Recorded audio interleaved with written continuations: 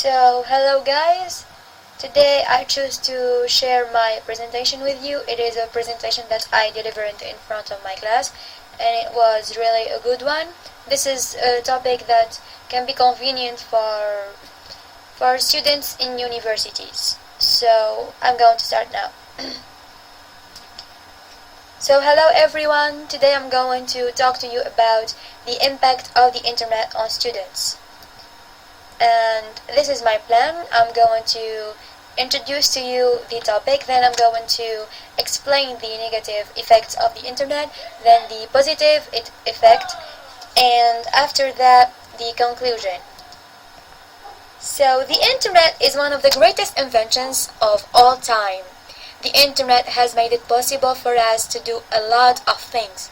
Nowadays, we live in a society where there are 3.2 billion internet users worldwide, with 4.5 billion web pages since 1991, and 205 billion emails sent every day, and this is according to BBC News. Today, I'll be talking about the impact of this excessive use.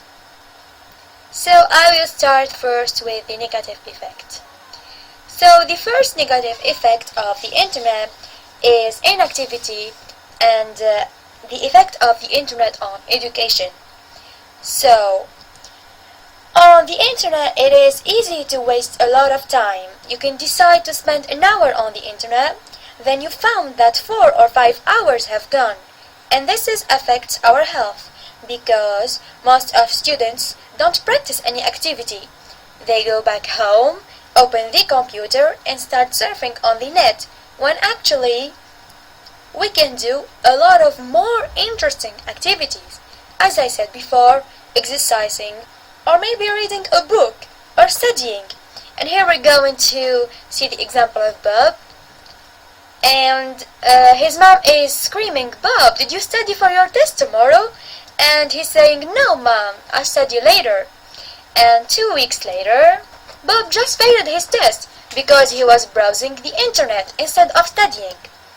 So this is an effect of the internet which is really serious. And now moving to addiction and communication problems. So we all have this kind of problem that we can't log off. When we open our computers, our Facebook, we can't just leave our computers. Where surprisingly, 5 to 10% of internet users are actually unable to control how much time they spend on the net. This is a psychological addiction, which is similar to substance addiction, because the internet provides immediate rewards with very little effort required. So, your brain makes you desire more of these stimulations, and you'll begin to desire more. Sounds like a drug. The internet also enables a release of dopamine. Scientists found that the reward centers are more active when talking about ourselves. I mean, we all love talking about ourselves, don't we? So, 30 to 40% of face-to-face conversations involve talking about our own experiences, while 80% of social media communication is self-involved. So we can see the huge difference here. And now we'll be moving to reducing the ability of thinking. The internet actually reduces our ability of thinking. So let's imagine that you are on your Facebook, you are reading an article on the internet, when you get an instant message with a link to a funny photo, which of course you have to share. And now you are reading your Facebook news wall, which sends you to a video of a panda bear attacking a kid. And now you are reading on Wikipedia to learn everything you can about the behavior of panda bears. So this is what 3 minutes on the internet can be like. And we live like this all the time, and it has to have some effect on us.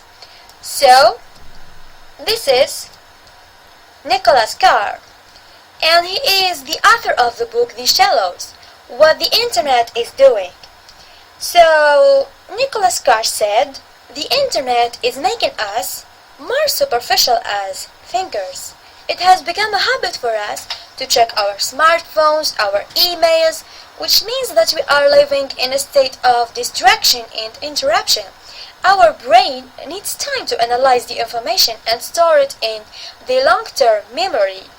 It is the calm thinking way. We need calmness and relaxation. However, when you are connected to the internet, your brain wouldn't have the time to store the information. That way, you will result in nothing in your brain. And it has become a common thing to say, Google it. As long as it is available on the internet, why would I know it or learn it? We cannot also deny that students might not have the ability to distinguish useful information from false information. They may get confused and give much importance to the false and even harmful ones. So, now we'll be moving to the positive effect. Well, it is kind of known. The internet enables the fastest access to information. The internet is really rich of information about anything and everything. It has made it easier for us to find information and do our research. For example, it is now common for students to look for done essays or presentations since any subject has become available on the internet. So why wasting time on doing it again? And now we'll be moving to, here we're going to see an example. And here's Bob again, and his mom is asking him, how's your paper going, Bob? It's going good, Mom. I'm looking for sources on the internet, so the internet has a positive effect on education too. And the internet actually facilitates communication. The internet has made it easy for students to communicate with each other because it is cheap and convenient. The only costs required are those paid to the internet service provider. The internet has enabled students to download lessons, files, and documents recommended by their teachers. It has become a common way to send professors emails about the homework, presentations, etc. And the internet actually is helping one's business grow because it helps, business people to reduce expenses.